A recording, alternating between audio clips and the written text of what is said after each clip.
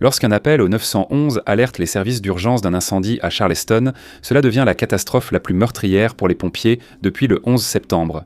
Nous sommes le lundi 18 juin 2007 et un appel d'urgence demande l'intervention des services pour un incendie à Charleston. Les pompiers interviennent aussitôt, le premier camion arrivant en 3 minutes. L'appel coûte la vie à 9 pompiers. Charleston, en Caroline du Sud, possède une fière tradition de lutte contre les incendies. En 2007, le service comptait 237 pompiers répartis dans 19 compagnies à travers la ville. C'est une profession soudée, où le personnel passe jusqu'à 24 heures ensemble de garde tous les 3 jours. Ce lundi-là, les opérateurs de Charleston reçoivent le premier appel au 911 à 19h07. L'appelant crie qu'il y a un grand incendie derrière un entrepôt dans la zone commerciale. Il presse les services d'urgence de se dépêcher alors que de la fumée s'échappe du bâtiment. Quelques instants après le premier appel, l'alarme retentit à la compagnie de pompiers, numéro 11 où l'équipe est en train de dîner. La caserne se trouve à moins d'1 mile de l'incendie, et les hommes s'équipent de leur matériel de lutte contre le feu et se dirigent vers le 1807 Savannah Highway à Charleston où se trouve le Sofa Superstore. Le camion 11 arrive devant le magasin de meubles de 3900 mètres carrés vers 19h, 10 sirènes hurlantes. Le bâtiment couvre près de 2 acres et l'équipe aperçoit une épaisse fumée sortir de la zone de quai de chargement où les employés prennent souvent leur pause cigarette. Les pompiers se mettent immédiatement au travail, attaquant l'incendie à l'extérieur. Le chef adjoint des pompiers, Larry Garvin, l'officier le plus haut gradé sur les lieux, prend le commandement des opérations. En enfilant sa veste de protection et son casque, il entre par l'avant du bâtiment avec 2 autres pompiers pour évaluer la situation. Garvin connaît bien le magasin, y ayant passé 1 heure la semaine précédente pour choisir des meubles pour une nouvelle caserne de pompiers plus loin sur la route. Selon les médias, Garvin a également dirigé une visite de ce même bâtiment en 2006 afin de planifier la manière dont les équipes interviendraient en cas d'incendie. Mais les plans de Garvin en 2006 n'incluaient pas le système de ferme en acier potentiellement dangereux qui soutient le toit au-dessus de la vaste surface du hall d'exposition. Une conception architecturale qui crée des espaces dissimulés en hauteur où des incendies peuvent se développer sans être détectés. De façon inquiétante, les pompiers appellent ce type de conception « Widowmakers ». Garvin ne voit d'abord aucun signe d'incendie à l'intérieur du bâtiment et conclut que la salle d'exposition est sûre. Mais lorsqu'il ouvre les doubles portes menant à l'entrepôt, le feu les arrache de ses mains en avalant l'oxygène frais. La force d'aspiration est énorme. Garvin n'arrive pas à fermer la porte tandis que les flammes envahissent la salle. 4 minutes plus tard, l'équipe du camion Échelle 5 fait partie des premiers à entrer avec des lances pour maîtriser l'incendie. Les équipes des camions pompes 16 et 19 se précipitent à l'intérieur peu après avec une lance supplémentaire. Mais les équipes ont du mal à éteindre l'incendie qui se propage rapidement à cause d'une pression d'eau insuffisante. Dans les enregistrements des transmissions radio rendues publiques, on entend plusieurs équipes de pompiers demander à plusieurs reprises plus de pression d'eau.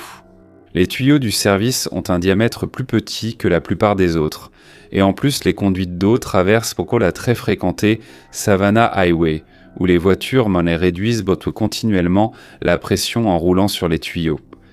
Lorsque le chef des pompiers, Rusty Thomas, arrive sur les lieux, il met son casque blanc de chef et prend le commandement, redéployant les camions, coordonnant l'arrivée des renforts et surveillant les réserves d'eau. Cependant, le système de commandement de la ville impose de déléguer ces tâches pour que le chef se concentre sur la lutte contre l'incendie. Un employé du magasin Sofa, Jonathan Tyrrell, travaille dans une petite salle attenante à l'entrepôt lorsqu'il se rend compte de l'incendie. Tyrrell entend les sirènes et sait que la seule issue est de passer par l'entrepôt. Mais lorsqu'il ouvre la porte, une tour de meubles en flammes bloque sa fuite. Ce ne serait que le début de la catastrophe. Jonathan Tyrrell a essayé d'appeler le 911 juste avant 7h30. Sa première tentative a échoué et il a essayé d'appeler sa femme, mais cet appel a également échoué. Miraculeusement, le deuxième appel au 911 a abouti, même si Tyrrell a dit qu'il n'avait jamais réussi à avoir de réseau à cet endroit auparavant. L'opérateur l'a transféré à un pompier sur place qui lui a dit de se calmer, de s'allonger au sol et d'attendre. Alors que la fumée noire et épaisse enveloppait tout autour de lui, Tyrrell se demandait s'il reverrait un jour sa femme et sa fille. Il frappait sur les tables, les armoires et les murs en métal, espérant que le bruit indiquerait sa position aux équipes de secours. 5 minutes après son appel, un pompier a percé le mur à coups de hache et l'a sorti du bâtiment. Tyrell serait la dernière personne à être secourue du Sofa Superstore. La situation à l'intérieur de la salle d'exposition continuait de se détériorer, la visibilité étant extrêmement limitée par l'épaisse fumée noire et les meubles empilés entravant les déplacements et l'orientation des pompiers à l'intérieur. À 19h31, plus d'une douzaine d'hommes utilisèrent leur appareil respiratoire depuis au moins 18 minutes, ce qui les laissait avec très peu d'air. Les transmissions radio dressaient un tableau sombre des conditions à l'intérieur, on entendait des pompiers crier de façon inintelligible. Un pompier hurlait, paniqué, qu'il avait perdu le contact avec son tuyau. Dans un incendie de bâtiment, perdre le contact avec son tuyau met la vie en danger, car les pompiers savent qu'ils doivent le suivre pour regagner la sécurité du camion à l'extérieur, surtout quand la visibilité est faible. Puis, à 7h32, l'appel que personne ne veut entendre arrive. Mayday résonne à la radio. Un deuxième pompier communique directement son dernier souhait au chef. « Car s'il te plaît, dis à ma femme que je l'aime. » Le chef Thomas ordonne le silence radio pour pouvoir communiquer avec l'équipe à l'intérieur. Une autre voix s'élève alors de l'intérieur, récitant les derniers mots d'une prière solennelle. « Au nom de Jésus, Amen. » 24 minutes après le début de l'incendie, le chef ignorait qui avait lancé l'appel « Mayday » et combien de pompiers restaient piégés à l'intérieur. Mais il savait que la situation à l'intérieur était grave et possiblement fatale. Peu de temps après, un message est arrivé du central indiquant que le bouton d'urgence du conducteur de Ladder 5 avait été activé. C'était Mike French, mais toute tentative de le joindre par radio s'est avérée infructueuse. Plusieurs alarmes des appareils respiratoires des pompiers résonnèrent étrangement dans l'obscurité. Ces alarmes sont conçues pour se déclencher en cas de détresse ou automatiquement lorsqu'un pompier reste au sol pendant plus de 24 secondes. Les pompiers ont commencé frénétiquement à briser les vitrines du magasin pour créer des points de sortie pour les pompiers piégés à l'intérieur et des points d'entrée pour ceux qui tentaient de pénétrer dans le bâtiment afin de porter assistance. Mais cette action n'a fait qu'alimenter l'incendie en lui apportant plus d'oxygène de l'extérieur, lui permettant ainsi de poursuivre sa progression destructrice. Une épaisse fumée noire s'échappait des fenêtres brisées, ce qui indiquait que l'incendie brûlait à une température extrêmement élevée et pouvait potentiellement entraîner un événement dangereux comme un embrasement généralisé. Les embrasements généralisés surviennent souvent quand de l'oxygène frais entre dans un incendie intense en espace clos. Cette réaction entraîne la combustion spontanée de tous les matériaux combustibles à proximité de l'incendie. À 19h38, le chef a ordonné à tout le monde d'évacuer immédiatement. L'équipe à l'extérieur regardait impuissante alors que les flammes brûlaient à blanc. En moins de 7 minutes, le toit de la salle d'exposition s'est effondré dans un grand fracas. Les témoins ont rapporté qu'une vague de chaleur et de cendres a survolé tout le monde avant que le feu ne monte à 10 mètres tandis que le reste du bâtiment s'effondrait. À ce moment-là, le nombre de morts était inconnu. La véritable ampleur de la tragédie était encore en train de se révéler, et le nombre exact de victimes ne serait découvert que bien plus tard, lorsque les équipes de secours auraient en fouillé la zone. L'incendie a finalement été maîtrisé vers 22h. 3 heures après le premier appel au 911, les pompiers endeuillés ont salué respectueusement alors que les corps de leurs frères tombés étaient assortis un à un, tandis que la recherche se poursuivait. À 4h du matin, le service d'incendie, brisé par le chagrin, a sorti les corps des 2 derniers pompiers. 9 corps ont été découverts dans les braises fumantes de la salle d'exposition. Louis Mulkey, Mike Benke, Melvin Champagne, William Hutchinson, Bradford Batty, James Drayton, Mark Kelsey, Michael French et Brandon Thompson sont tous morts dans l'exercice de leurs fonctions. Les hommes, âgés de 27 à 56 ans, étaient en tout des pompiers professionnels et totalisaient plus de 130 ans d'expérience à eux tous. Au moins 9 autres pompiers ont été blessés, réussissant de justesse à sortir du bâtiment avant l'effondrement. La mort des pompiers a bouleversé et attristé les habitants de Charleston. Cela a suscité des messages de soutien du monde entier, y compris du président George W. Bush, qui a qualifié ces hommes de héros. Il a affirmé qu'ils avaient montré compétence et courage, et que leur héritage continuerait d'inspirer les Américains. 4 jours plus tard, ces hommes courageux ont eu droit à un adieu de héros, des milliers de personnes leur rendant hommage. Des équipes de pompiers du monde entier sont venues en grand nombre. Un cortège de plus de 300 camions de pompiers et camions-échelles, ambulances et véhicules de commandement a défilé devant les 3 casernes où étaient affectés les 9 hommes. Mais le pays se posait tant de questions. Pour commencer, comment les pompiers ont-ils perdu la vie en intervenant sur ce qui était initialement considéré comme un incendie dans une benne à ordures à l'extérieur d'un bâtiment ? Les réponses finiraient par être révélées en 2008 sous la forme de rapports publiés par l'Institut national pour la sécurité et la santé au travail, l'Institut national de la technologie des services, ainsi qu'un rapport d'enquête indépendant commandé par la ville de Charleston. Les enquêteurs ont utilisé des méthodes de modélisation et ont examiné les débris, les structures ainsi que le contenu du magasin. Ils ont également utilisé des photographies, des interviews, des vidéos et plus de 900 transmissions radio pour reconstituer comment l'incendie mortel s'est propagé. Les rapports ont tiré plusieurs conclusions et identifié 2 principaux facteurs à l'origine de l'incendie dévastateur. Des facteurs liés au bâtiment lui-même et à la propriété où l'incendie s'est produit, ainsi qu'aux opérations menées par le service d'incendie de Charleston. Il a été constaté que le Sova Superstore présentait plusieurs risques d'incendie élevés, ce qui a accentué la volatilité de la situation. L'incendie aurait été évité si la propriété avait respecté les codes de l'État et les règlements locaux. Cela comprenait des ajouts à la structure, principalement construits en bois et entourés de tôles. Les ajouts auraient été construits sans permis de construire et enfreignaient plusieurs exigences du code. Quelques exemples de cela étaient l'aménagement décloisonné et l'accumulation cachée de fumée et de gaz combustible à cause des espaces entre le faux plafond et le toit de la salle d'exposition principale.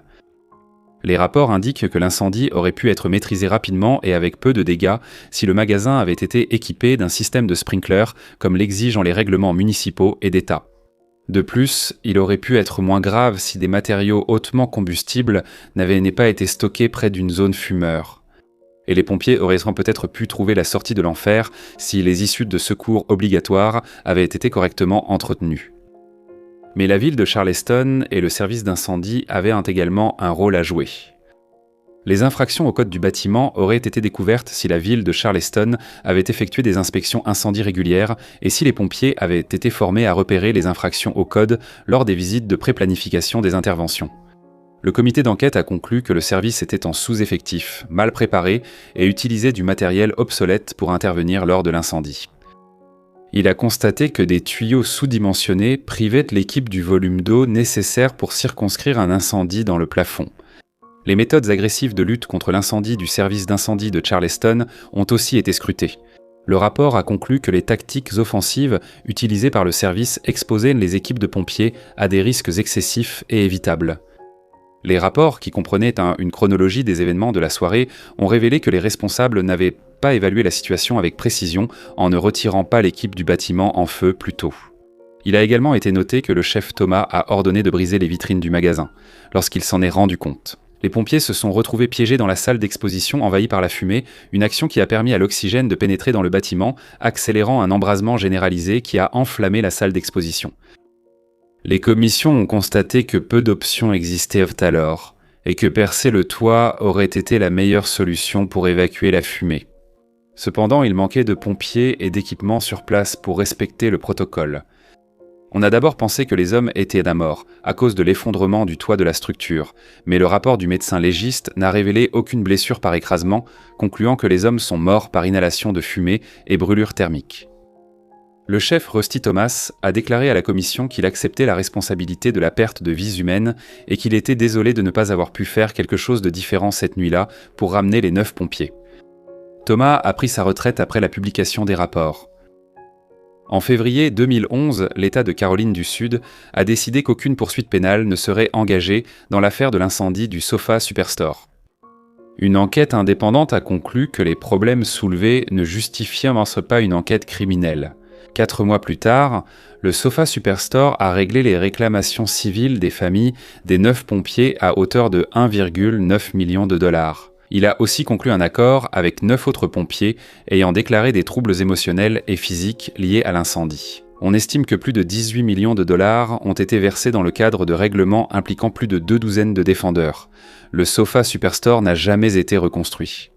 La ville a acheté les 3 acres de terrain en 2008 et a créé un parc avec des marqueurs commémoratifs uniques pour les 9 hommes, aux endroits où leurs corps ont été retrouvés. La nouvelle caserne de pompiers numéro 11 se trouve désormais à côté du Memorial Park, avec 9 fenêtres du sol au plafond en l'honneur des hommes, donnant sur le mémorial urbain.